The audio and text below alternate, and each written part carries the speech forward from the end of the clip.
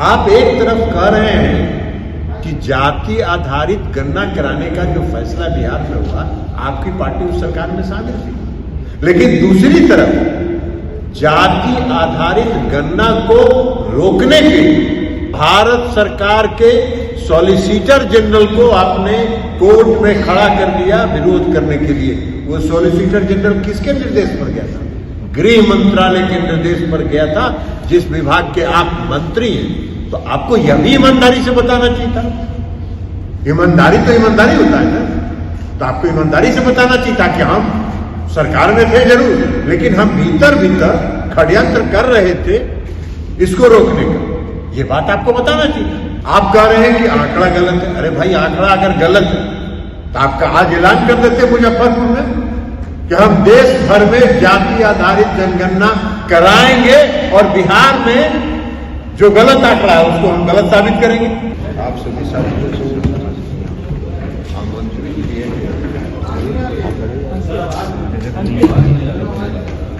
आप सभी साथियों को आमंत्रित किए कि आज देश के माननीय गृह मंत्री श्री अमित शाह जी बिहार दौरे पर आए थे, मुजफ्फरपुर गए। हम लोग बराबर कहते हैं कि जितना मन करे, जितना बार मन करे उतना बार आए। स्वागत है, यहाँ घूमिए फिरिए। लेकिन जो भाषण देते हैं, आज जो स्क्रिप्ट आपका लिखता है, तो स्क्रिप्ट को कहिए कि थोड़ा सही लिखिए, और जब बोलते हैं तो जनता से कहते हैं कि बोलो, और कोई जनता बोलती ही नहीं। तो जरा कुछ सही बात बोलिएगा और हृदय से बोलिएगा, सच्चाई के साथ बोलिएगा, तो लोग उसको सुनेगा। आप ऐसे ही आते हैं, भाषण देके चले जाते, उससे क्या फायदा है? कुछ तथ्य बोलिए। आप भाषण दे रहे हैं जाति आधारित गणना पर, आप कह रहे हैं कि भारतीय जनता पार्टी की सरकार उसमें शामिल थी।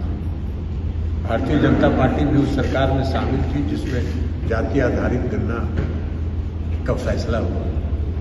ठीक है, उसमें सरकार में शामिल थी, लेकिन आपको ये बताना चाहिए था ना कि बिहार विधानमंडल ने 2 बार प्रस्ताव पारित किया देश भर में जातीय जनगणना कराने का।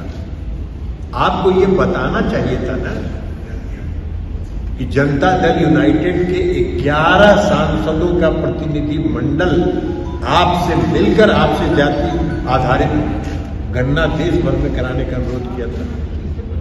आपको ये बताना चाहिए था ना कि बिहार के मुख्यमंत्री माननीय नीतीश कुमार जी सभी दलों के प्रतिनिधि मंडल के साथ प्रधानमंत्री जी से मिले थे और मांग किया था उन्होंने, हमने उसको रिजेक्ट कर दिया।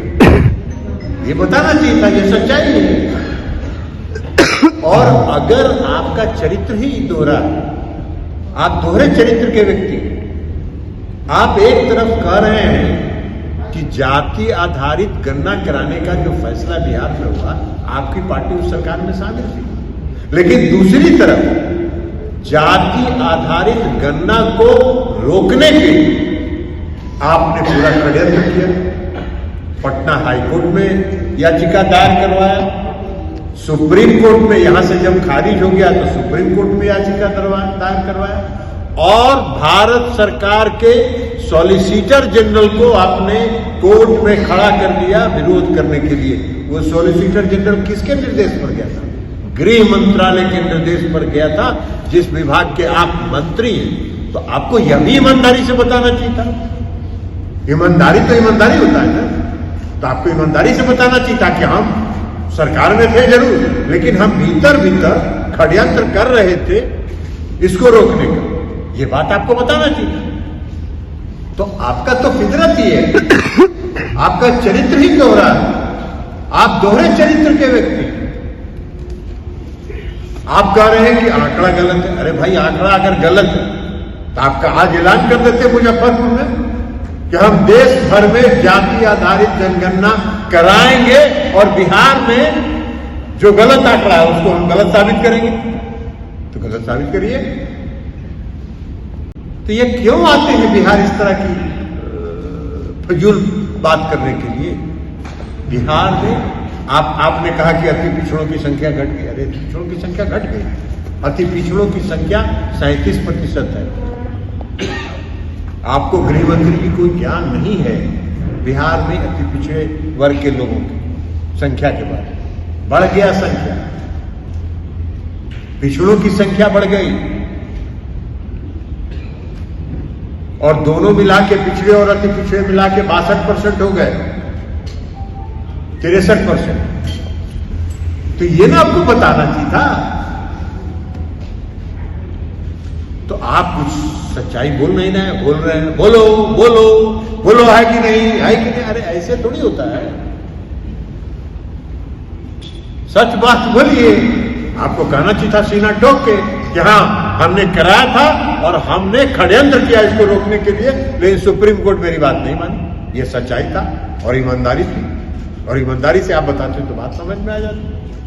नहीं कि अब लगातार कह रहे हैं गलत है, आंकड़ा गलत है। अरे आंकड़ा गलत है तो आप कहिए कि हम 1 साल के 6 महीना के अंदर देश भर में जाति आधारित जनगणना कराएंगे और जनगणना करा के साबित कर देंगे कि आंकड़ा गलत है।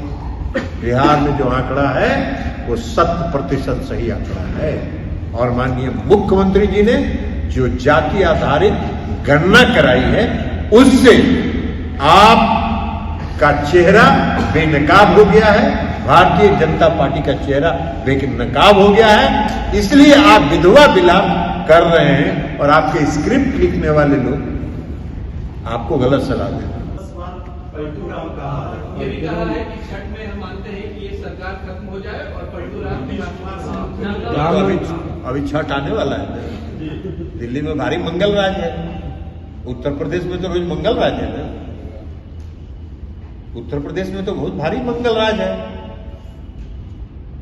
कोई कैदी हो, वो जेल से जा रहा हो कोर्ट और उसकी हत्या हो जाए, बहुत मंगल राज में ये सब होता है। ये सब तो मंगले राज में होता है। दिल्ली तो देश का राजधानी ना है, दिल्ली तो देश की राजधानी है। तो जरा क्राइम रिकॉर्ड ब्यूरो का आंकड़ा देख लीजिए, दिल्ली में कौन जिम्मेवार है।